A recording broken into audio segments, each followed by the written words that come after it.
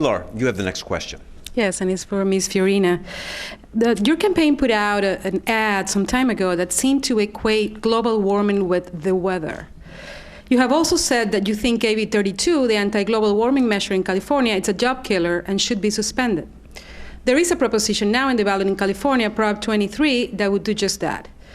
And I'm not sure you have taken a position on that, so I have a double question. What is your position on Prop 23, and do you think global warming is real, or is it just a problem with the weather? You know, the ad that you are referring to was really talking about national security and what are our priorities for national security. And I think that's a very legitimate question to be asked of Senator BOXER, who has been campaigning since 1992 on cutting our military budget in half, who believes that terrorists should be given the constitutional rights of U.S. citizens. That is what that ad was about. We should always have the courage to examine the science, but all scientists agree on this. The only way to impact global warming is to act globally. A state acting alone will make no difference. What we need in this country, a priority of mine, if I am fortunate enough to gain the confidence of the voters of California, will be a national and comprehensive energy bill. And that means that AB 32 would be superseded. It should be. It would have been superseded by Barbara Boxer's cap and trade bill, but her bill was completely the wrong track. It would have cost us trillions of dollars in lost economic output, millions of jobs. It doesn't do enough to fund energy R&D. What we need to do in a comprehensive energy policy is fund energy R&D. We need to give more federal funding to Lawrence Livermore, for example. We need to give more to Berkeley. We also need to take advantage in an environmentally responsible way of every source of energy we have, including nuclear, wind, solar. And we have to acknowledge that we cannot put bills in place that punish excessively energy-intensive industries like farming, like manufacturing, and like small business owners. Time is up, but you didn't answer part of Pilar's question, which is, do you support Prop 23, which would suspend AB 32? My focus is on a national energy policy. Yes or no? Because that is why... You just answered, do you support it? I have not taken a position on it yet, because I think what we are doing, there's no question in my mind, and there's no question in people who have studied AB 32, that AB 32 is, at the very least, in the short term, a job killer. So why would we go forward? But what we need is national energy policy. Senator Boxer? Well, if you can't take a stand on Prop 23, I don't know what you will take a stand on. This is a crucial bill, and I'll tell you the reason why. If we overturn California's clean energy policies, that's going to mean that China takes the lead away from us with solar, that Germany takes the lead away from us with wind, but I guess my opponent is kind of used to creating jobs in China and other places. I want those jobs created here in America. I want to see the words made in America again. And this is the way we're going to do it. The whole world is going green. And I know that my opponent has gotten huge support from the coal companies, from big oil. They are hoping that I don't make it. And I am asking the people of this state who care about these issues to really take note, because if my opponent gets there, California's done for in terms of its lead on clean energy. No bill I ever wrote ever superseded California's clean energy laws, because I honor those laws, and they're creating jobs now.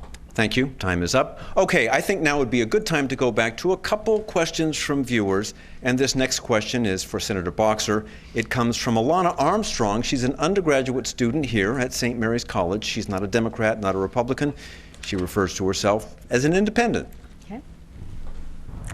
Growing up on a small farm in the Central Valley, one thing that has always shocked me is the fact that the largest and wealthiest agribusiness interests collect 74% of the farm subsidies, while small family farms are unable to compete. What have you done in the U.S. Senate to rectify this inequity? Senator? Yes, well, for the first time, finally, in the last Farm Bill, we, working together with my colleague, Senator Feinstein, we were able to get the first recognition that our specialty crops need to take a place in the Farm Bill. We grow 300 different products in our state, And for the first time, we were able to do that. Now, I think there are very big subsidies going to ethanol, going to corn that don't make any sense, and I fought hard to change those. But I really think there is a change. We have, in fact, limited some of the subsidies.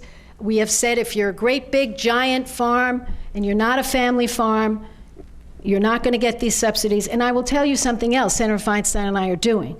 We want to make sure that the estate tax does not kick in for a family farm where the family continues the farming. If you're a huge farm, that's a different story, and you're an agribusiness, that's different. But if you really are a family farm, then you shouldn't have to pay that estate tax, because we want to encourage those farms to continue. Ms. Fiorina, your reply? You know, it's a lot of great words, but in the real world, actions speak louder than words. Senator BOXER has voted against death tax relief 18 times. Her track record is very clear.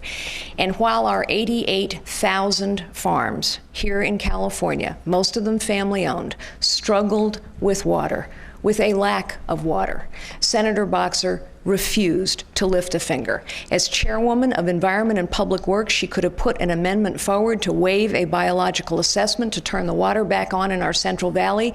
She refused. When a colleague put that amendment forward, she voted against it. When Senator Feinstein stepped forward to put an amendment on the table that would have waived that assessment and to provide needed water, she pressured her colleague to drop that amendment. Here is the truth. Central Valley struggles with record unemployment. They need water. And Senator Barbara BOXER, the chairwoman of Environment and Public Works, has stood in their way, and she has over and over again refused to give them death tax relief. Time is up. Our next viewer question, and this is for you, Carly Fiorina. It comes from Tracy Hollifield, a Democrat from Oakland. And I think it has to do with guns and airplanes, something you talked about in a primary debate. Yeah. I read earlier that you're in favor of the people on the no-fly list to have guns. I'm a resident of Oakland, and that doesn't sit well with me at all. Please explain your stance. Well, I know it sounds so strange, but let's talk about the no-fly list for a moment. My sister-in-law was on the no-fly list. My friend of 20 years' husband was on the no-fly list. Edward Kennedy was on the no-fly list. The no-fly list isn't particularly well managed. People who shouldn't be on it are on it, and people who should be on it, like the Christmas Day bomber who almost made it out of the country, wasn't on it. Here's the truth. We should not be taking constitutional rights away from citizens and at the same time giving constitutional rights to terrorists. And that's exactly what Barbara BOXER is in favor of doing. Barbara BOXER agrees that the vast majority of crimes committed with a gun are committed by criminals who have broken laws to acquire their gun. So let us prosecute those laws. Let us prosecute those criminals. But let us not deny law-abiding citizens their constitutional rights and instead give constitutional rights to terrorists, as Senator BOXER would like to do. Senator, your reply? It's hard to know how exactly to start, but let me say this. It's shocking to me that my opponent would say, if you are on that no-fly list, there's only a few thousand. I'm sure that if your sister wanted a gun, they would look and they would see she could have that. If in fact she lived in California, she'd have to go to the local sheriff.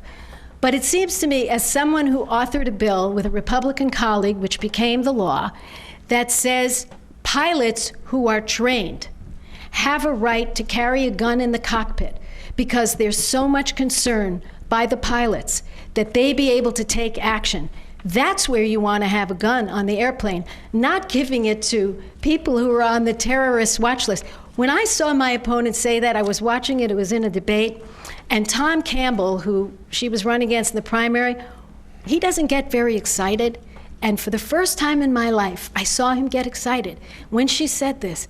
And he said, "Oh my goodness." And that was for him really getting excited. So I think that is so out of step, it is so out of touch, and having that kind of view in the United States Senate just is going to harm us. It's going to make us less safe. That's what it's going to do. Unbelievably, we're out of time for full questions with full answers, but let me just ask something real quick. If you could answer quickly, and Senator, you could get a quick rebuttal. If I understand correctly, you're also for allowing the assault weapons ban to disappear. Is that correct? I think it's crystal clear that we have loads of laws, and most of the time, criminals are breaking those laws, and we are curtailing citizens' lawful rights to carry guns. The assault weapons ban is extremely arbitrary in what qualifies as an assault weapon. And let me just say that Senator BOXER, I don't know, perhaps she's truly confused, or perhaps she's just trying to create rhetoric, but the no-fly list and the terrorist watch list are quite different things. We're really tight. I want to make sure the Senator has time for a quick response.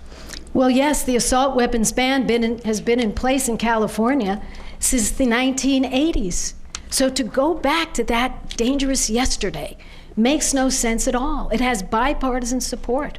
And also, my colleague, Senator Feinstein, has worked so hard to get that assault weapon ban to be in place nationally. And I've been her strong supporter in that. And I hope I can go back, because we want to have our streets safe.